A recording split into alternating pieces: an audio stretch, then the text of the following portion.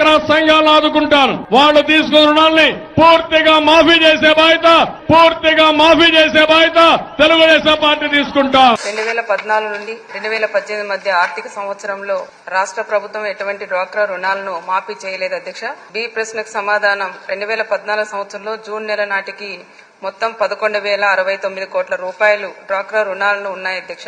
ఈ డ్వాక్రా రుణాలకు ఎటువంటి మాఫీ చేయలేదు అధ్యక్ష. ఈ ప్రశ్నకు సమాధానం ఇటువంటి ప్రతిపాదన ఏది ప్రభుత్వం పరిశీలనలో లేదు అధ్యక్ష.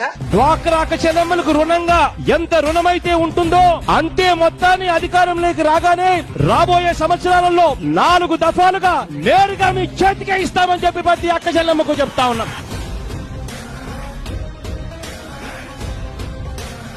ఇవాళ చివరి విడత నిధులు జమ చేసి పూర్తిగా రుణ విముక్తులను చేయనున్నారు. రాజకీయాలంటే మనిషి చనిపోయిన తర్వాత కూడా ప్రతి మనిషి గుండెల్లో బ్రతికి ఉండడం,